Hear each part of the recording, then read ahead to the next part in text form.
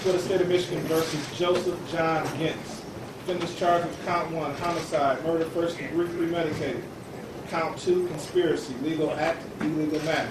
Appearances for the record. Good afternoon, Your Honor. Lisa Lindsay on behalf of the people of the state of Michigan. Good afternoon, Your Honor. Mark Hindelang for the people.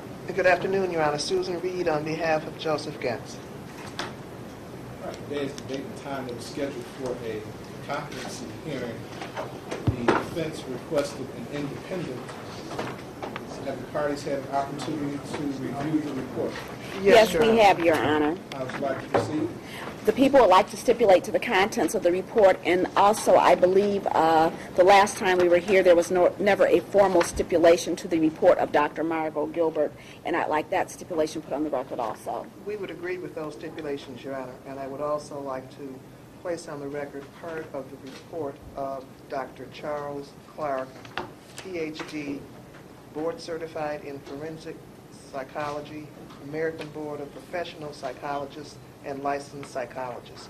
In terms of the competency, he states that at times in past years when Mr. Gentz was seen by mental health clinicians, the diagnosis of bipolar disorder was considered. While he has become excited, agitated, angry, and impulsive, as well as depressed at points in his life, I do not see any clear evidence in his history of bipolar disorder or any major affective disorder, and he was not exhibiting the signs or symptoms of such a condition at the time I examined him. There were no suggestions of psychosis, either in his records or in his current presentation. He appeared to be in good emotional and behavioral control with a rational understanding of his situation. Despite intellectual limitations, he appeared to be functioning within basically normal limits cognitively without pronounced or significant impairment, that is, mental retardation.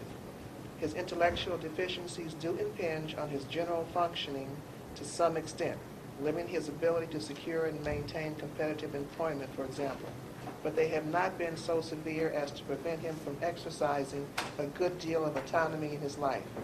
He may lack the cognitive resources to fully appreciate without help the nature of all the decisions he has to face and the full range of alternatives and potential consequences. But he is capable of gathering and comprehending important information and making reasoned choices free of irrational understandings or emotionally driven impulses. While he may have a tendency to make up his mind and move ahead impulsively, he does appear open to advice and restraint. His memory appears to be basically sound. Mr. Gentz demonstrated knowledge of the nature and object of the proceedings against him. He understood the charges and all the allegations behind them, and he could provide a report of his own conduct if he was required or advised to do so. He demonstrated a basic, if not legally sophisticated, understanding of his rights and procedural options, of the nature and conduct of a trial, and of the role and function of court officers and others likely to be involved in proceedings. He showed a readiness to protect himself and his interests, and he indicated a willingness to seek counsel and advice in doing so. In my opinion, Mr. Gentz is competent to stand trial. Respectfully submitted, Charles R. Clark, Ph.D., licensed psychologist, board certified in forensic psychology, American Board of Professional Psychology. Your Honor, the people would stipulate to that finding and its conclusion, and the people would like the court to note that what was said by Dr. Clark was echoed in the report of Dr. Margot Gilbert, who indicated that during the current forensic evaluation, Mr. Gentz did not present with any significant disturbance and his mental status was unimpaired. His intellectual deficits were not so severe as to render him unable to comprehend the nature and object of the legal proceedings against him and to rationally assist in his defense.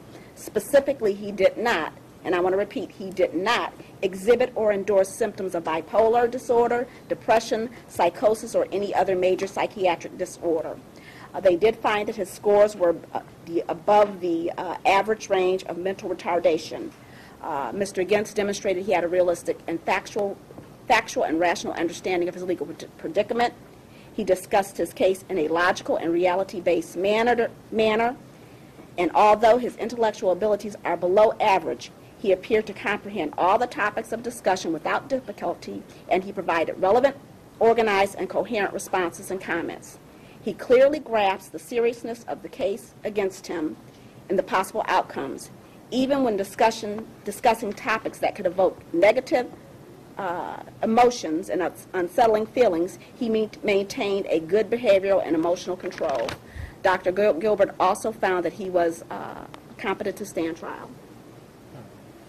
So stipulated to, Ms. Reed? Yes, Your Honor.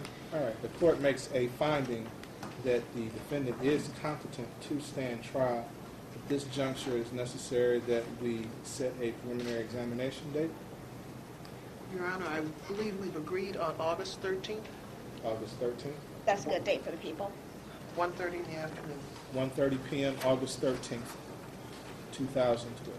Thank you very much, Your Honor. Thank you, Judge. Thank you. Defendant will remain remanded.